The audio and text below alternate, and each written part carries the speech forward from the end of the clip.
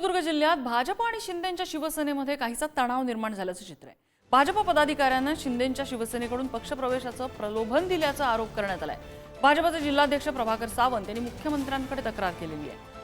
मुख्यमंत्र्यांनी त्यावर प्रतिक्रिया दिली आहे। एकनाथ शिंदेंशी बोलू असं देवेंद्र फडणवीस म्हणाले, तर उदय सामंत यांनीही प्रतिक्रिया दिली आहे। प्रत्यक्षात निवडणुकानंतर उलटं झालं की आमचा सहयोगी पक्ष शिवसेनेचे जे वरिष्ठ पदाधिकारी आहेत, विशेषतः जिल्हाध्यक्ष मंडळी त्यांची जी आहेत, ती भारतीय जनता पार्टीच्या कार्यकर्त्यांना बोलून पक्षप्रवेश देऊन आपला पक्ष वाढवण्याचा केविलवाना प्रयत्न करत आहेत। आणि मला असं वाटतं की हे युतीच्या आचारसंहितेच्या विरोधात आहे आणि त्यामुळे आम्ही आमच्या वरिष्ठांकडे याची तक्रार केलेली आहे। शिवसेना जबरदस्तीने म्हणजे प्रलोभन देऊन भाजपचे कार्यकर्ते आपल्याकडे आणण्याचा प्रयत्न करतात आणि जिल्हाध्यक्षांनी तसं एक पत्र देखील तुम्हाला दिलं। काही ठिकाणी अशा घटना घडलेल्या आहेत, त्या लक्षात आलेल्या आहेत।